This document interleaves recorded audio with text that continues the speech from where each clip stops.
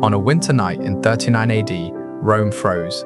Not because of the cold, but because every family knew this was the night someone's daughter would disappear. Imagine being 14 years old, already in your nightclothes, thinking the world outside your window is calm, when suddenly you hear armored footsteps echoing down your street. You grew up hearing that a call from the Emperor was a privilege. No one warned you it could come without warning. No one warned you the guards would cross your threshold as if your home already belonged to them. And absolutely no one warned you why they carried a lantern covered in red cloth, a lantern they would place in front of your door. In a few minutes, you'll hear your mother whisper your name as if saying it too loudly might anger the gods. In a few minutes, your father will force a smile he cannot hold. And in a few minutes, you'll learn the truth every noble family fears.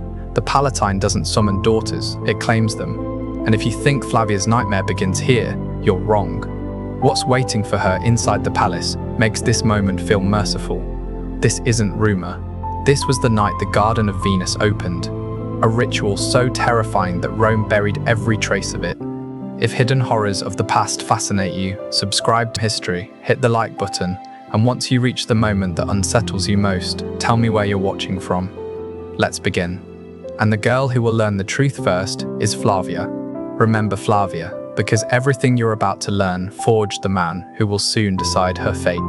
To understand how a human being can rot from the inside and emerge as a creature capable of consuming an entire empire, you must go back to the beginning, back to the bloodline that birthed him and the shadows that shaped him long before Rome learned to fear his name. Caligula did not materialize out of madness.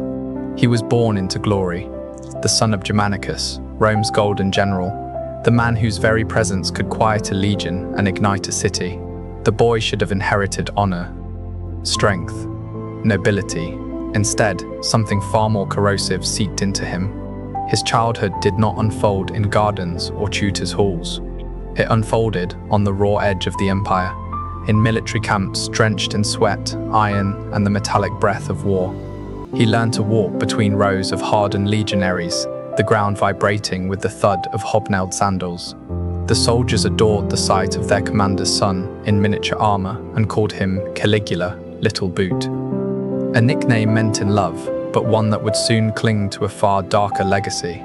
But even then, something inside him bent. That frontier world taught him its first rule: power isn't inherited, it's taken. And once you take it, you don't ask forgiveness for how you use it. It was the first crack in the child's soul, and the cracks were about to deepen. The shattering blow came with the mysterious death of Germanicus. Overnight, the beloved child became a target. He watched, helpless, as his mother and brothers were exiled, imprisoned, and executed one by one. No enemy army, no barbarian tribe, just the cold will of Emperor Tiberius. And then came Capri, the island where Rome imagined Tiberius retired in peace, but where something monstrous festered behind palace doors. And the twisted lessons Caligula learned here, Flavia will pay for them in ways she cannot yet imagine. Caligula, barely more than a boy, was forced to live beside the man who had annihilated his family. Capri was not a refuge. It was a gilded coffin, sealed with paranoia. For 6 suffocating years, he survived under the gaze of an emperor who trusted no one and killed on a whim. There, Caligula learned a new rule. One far darker than the first. To live, you must smile at the man you want to destroy. He hid every tear, swallowed every tremor of rage, and bowed to the murderer of his blood. And while he remained outwardly obedient, the fractures in his mind widened, widening until something cold and resentful slipped through. So when Tiberius finally died in 37 AD and the Senate lifted Caligula, now 24, into the throne, Rome erupted in a frenzy of relief. A new dawn. A new prince. The son of Germanicus had come to cleanse the rot. And for a moment, he did. He freed prisoners, destroyed the records of Tiberius's spies, cut hated taxes, poured gold into the streets, games, and feasts. Rome believed it had been saved. But the man who will one day reach for Flavia has not fully awakened yet. His darkness is only stretching its wings. But salvation was only the mask. Because near the end of that first year, an illness struck so violently that the emperor hovered between life and death. And when he rose from that bed, Something vital had not returned with him. The boy who learned to hide his hatred on Capri no longer needed to hide anything at all. Standing atop the Palatine Hill, staring down at a city that worshipped him, Caligula finally grasped a terrible truth. At the peak of absolute power, there are no gods left above you, only victims below. The cheers of the masses, the trembling silence of the Senate, these did not humble him. His sanity sloughed away like dead skin, and beneath it emerged the creature Capri had carved. Generosity twisted into mania, justice curdled into cruelty. And within the darkness of his thoughts, an idea began to harden. Women of noble blood were not citizens, not daughters, not humans. They were instruments. And the first instrument he will test is waiting on a night Flavia does not yet know will destroy her life. This shift didn't fall on Rome like a thunderstorm. It crept into the city like a sickness. Slow, quiet, untraceable. A poison that seeped beneath marble floors and into patrician homes until it reached the people who believed themselves safest. And somewhere across Rome, Flavia's household heard the same knock. The knock no family dared answer, but no one was allowed to refuse. It began with a visit. The emperor's heralds did not carry swords that day. They carried scrolls sealed with imperial purple, a color that meant life or extinction. Inside those scrolls was the demand no parent dared refuse. Send your daughter, not just any daughter, the most beautiful, the most pure, the most politically advantageous. Families called it an honor. They knew it was a death sentence wearing perfume. To deny the emperor was treason. To obey him was to hand your child to the beast. The girls were taken to a secluded wing of the palace, a place Caligula named with cruel irony the Garden of Venus. Flavia stepped across this threshold, believing she still had control. She would lose that illusion before sunrise. At first glance, it was paradise. Pink marble walls, silk-lined beds, exotic perfumes, and servants who moved like shadows anticipating every need. The daughters of Rome stepped inside believing they had been chosen for sacred service. But slowly, agonizingly, they realized the truth. Paradise was only the decoration. The prison was everything beneath it. And the real purpose of this place, the horror it concealed, was still waiting to reveal itself.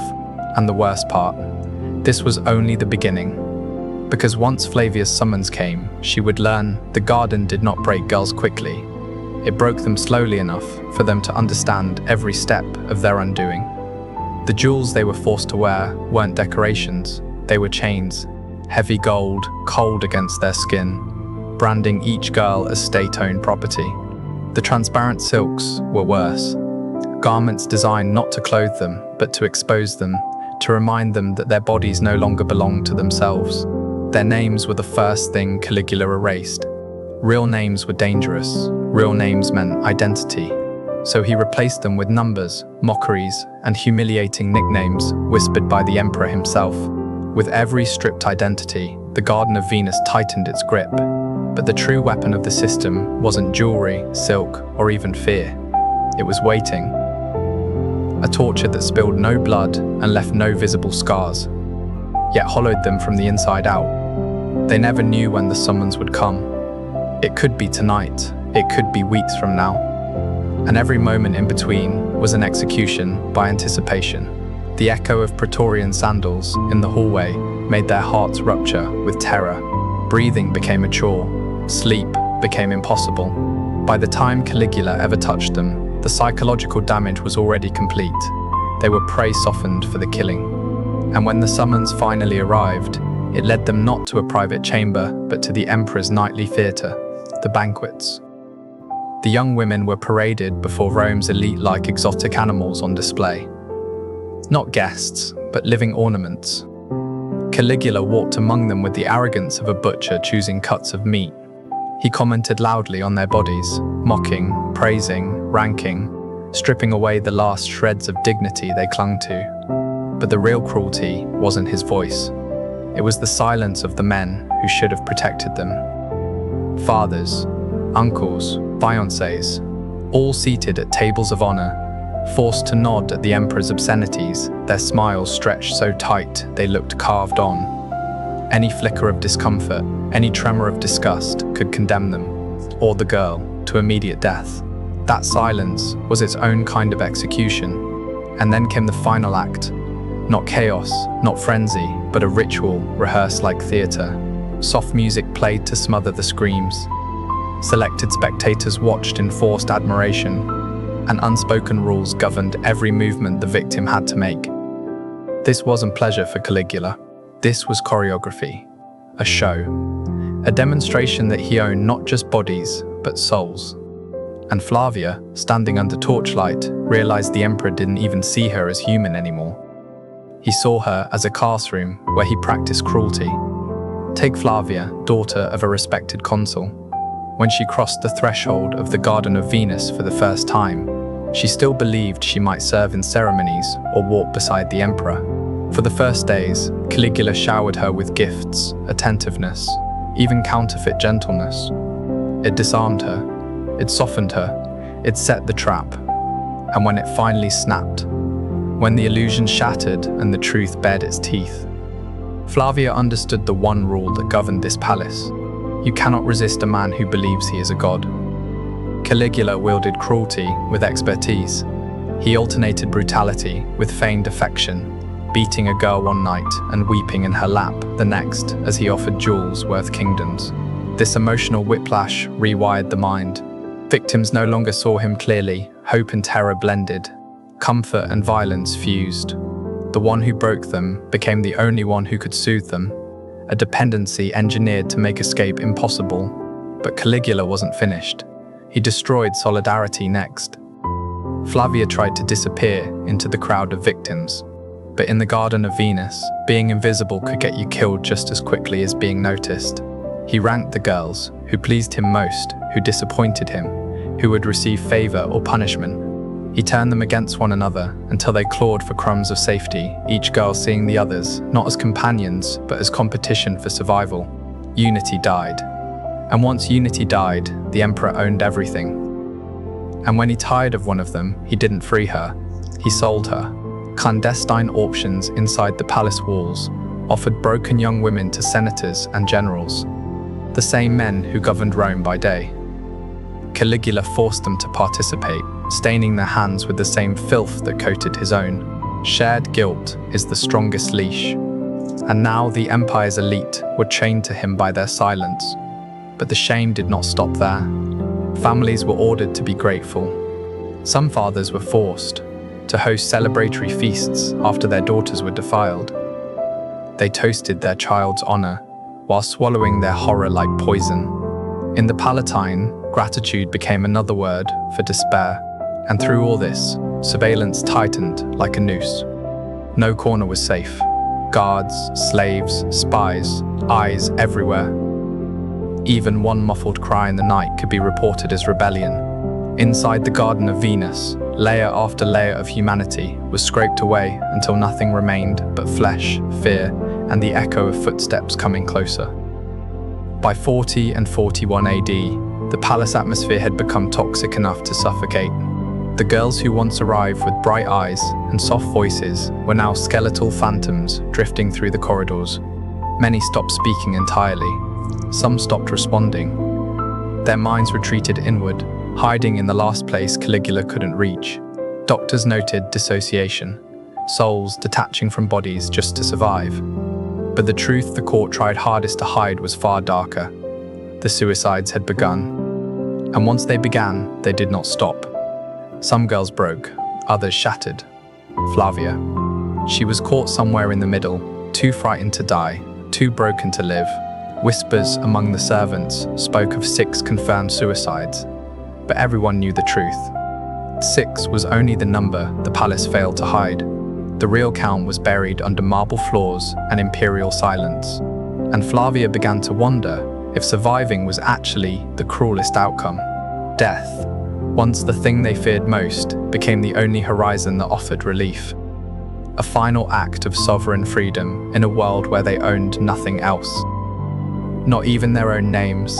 Some slit their veins with shards of shattered vases. Some tore strips of silk from their luxurious dresses and fashioned nooses from them. Others simply climbed the balconies and stepped off, letting gravity deliver the mercy their emperor never would. For these girls, the cold arms of death were kinder than Caligula's touch. But the emperor was not satisfied.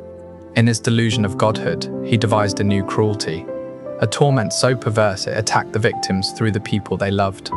He allowed parents to visit their daughters, not to rescue them, not to comfort them, but to watch them suffer. The girls were painted, perfumed, dressed in silks to hide their bruises. They were forced to smile, forced to act, forced to lie, their horror concealed behind cosmetics and trembling lips. And the parents, under the unblinking eyes of centurions, had to pretend this was a celebration. If a mother's voice cracked, she was executed. If a daughter dared let the mask slip, her family paid the price. Everyone was trapped in a grotesque theater, swallowing their agony while the architect of their suffering watched with satisfaction.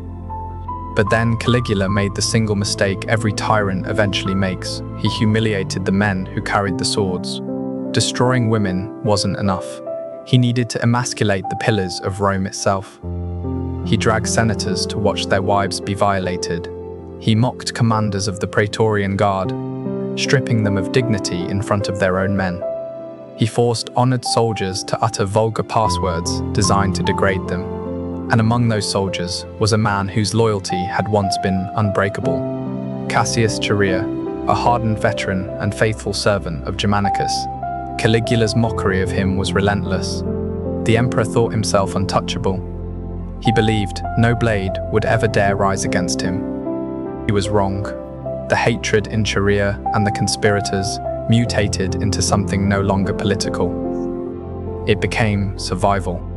Caligula, once a useful tool, had become a malignant tumor eating through the Roman state. And on January 24, 41 AD, the tension finally exploded. During the Palatine Games, Caligula left through a private underground corridor, the Cryptoporticus, to take a bath. He entered the dim stone passageway believing himself immortal.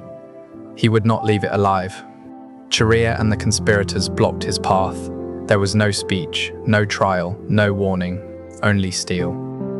The first strike, a blade to the neck, shattered his larynx, silencing the man who had demanded to be worshipped as a god. His cries choked in a flood of his own blood. Then came the frenzy. More than 30 stab wounds tore into him. The self-proclaimed Jupiter of Rome fell to the ground, writhing, pleading, dying like the terrified mortal he truly was. His life ended in a puddle of blood, humiliation etched across his contorted face. But the nightmare was not over. Just a few meters away, sealed inside the Garden of Venus, the young women heard the chaos, the screams, the metal clashing, the thunder of rushing feet. They huddled in corners, shaking, unable to understand whether this was salvation or another form of doom. Then, silence. Not the heavy silence of oppression, but the empty, unfamiliar silence of a world where the monster was suddenly gone. Yet none of them dared move, because after years in that palace, they understood one thing with horrifying clarity. When something ends in Rome, something worse often begins, and they were right to fear. Caligula's death did not birth a golden dawn. It opened a void. His Germanic bodyguards, discovering their emperor dead, erupted in blind fury. The palace transformed into a slaughterhouse within minutes. They cut down servants, officials, anyone unlucky enough to cross their path. For the young women, the Garden of Venus became a death trap. Some fled barefoot through corridors littered with broken glass and bodies. Others, paralyzed by years of conditioning, barricaded themselves in their chambers, gripping each other in the dark, waiting to see whether the next hand on the door would kill them or free them. Hours later, when the blood haze finally cleared, an unlikely figure emerged from hiding. Claudius, Caligula's trembling uncle, dragged from behind a curtain and thrust onto the imperial throne. Claudius, ever the survivor, faced an impossible truth. If Rome learned what had happened inside the Garden of Venus, the system, the complicity, the noble family's participation, the empire itself might crack. So he made a decision darker than silence and far more convenient. For the survivors of the Garden of Venus, Rome's solution was not justice. It was payment. A cold transaction meant to suffocate the truth before it could take a single breath. The palace returned the young women to their families, draped in gold, clothed in expensive fabrics, and carrying dowries large enough to silence an entire city. But every coin carried the same unspoken command: forget. Forget what happened, forget who did it. Forget the daughters Rome fed to a god who wasn't a god at all. No trials were held. No accomplices were punished. Rome simply folded the truth into the shadows and buried it under layers of official silence. The girls returned to their villas, but the people who came home were not the ones who left. They were shells, walking corpses, bodies that still breathed, but souls that had died on the Palatine Hill and were never permitted to return. In cruel Roman society, a noble woman's worth lived and died with her chastity. And though these girls were victims, children crushed beneath a system they could not resist. The stain followed them like a curse. Family honor was ranked above truth, above compassion, above their lives. Most never married. Most never lived. They were hidden in side rooms, in distant wings of their estates, kept away like shameful relics, seen only by the servants who left food at their doors. Their trauma unfolded in agonizing, predictable patterns. A hand on their shoulder triggered panic. A sudden noise made them collapse in fear. Sleep brought nightmares so vivid they woke screaming night after night. Physical captivity had ended, but the prison in their minds had no guards to kill, no emperor to overthrow, no key that could unlock them. For them, freedom was not a victory. It was a sentence, a lifelong exile inside their own bodies. Rome looked away. Rome always looked away.